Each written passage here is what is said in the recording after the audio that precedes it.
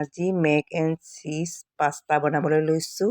এইখিনিৰ কাৰণে মই ৰেডি কৰিছোঁ কেপচিকাম, নহৰু পাত আৰু পিঁয়াজ কাটি থৈছোঁ।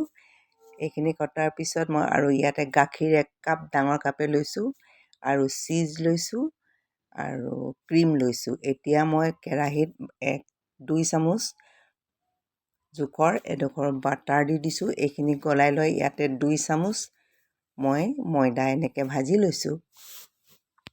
এইখিনি ভাজি লোৱাৰ পিছতে মই এনেকৈ ভালকৈ ভাজি ল'ব লাগিব, কিন্তু মিক্সটো ভাল হ'ব লাগে। এতিয়া মই ইয়াতে গাখীৰ ডাঙৰ কাপে 1 কাপ, ওখ ডাঙৰ কাপ এটাই দিছোঁ দেই। সেইখিনি এনেকৈ ভালকৈ মিক্স কৰি ল'ব লাগিব।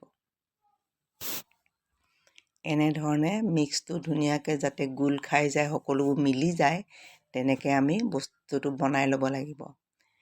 এইটো পৰ্যায় আপোনালোকে চাই থাকিব। এনেকৈ অলপ ডাঠ হোৱালৈ এনেকৈ লৰাই থাকিব, নহ'লে গোটা গোটা হৈ যাব।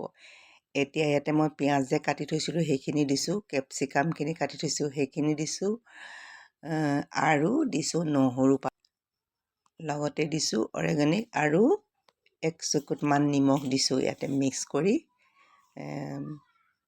পিংক সল্টটো দিছোঁ। এতিয়া মাইক্ৰনিখিনি মই আগতেই বইল কৰি ৰাখি থৈছিলোঁ, সেইখিনি দিছোঁ। এতিয়া এইখিনি এইদৰে মিক্স কৰি ল'ম। যদি অকণমান পানীটো শুকোৱা নিচিনা লাগে গাখীৰ, তেতিয়া গাখীৰ আৰু অকণমান মিক্স কৰি দিব আপোনালোকে। মই এনেদৰে বনাই আছোঁ।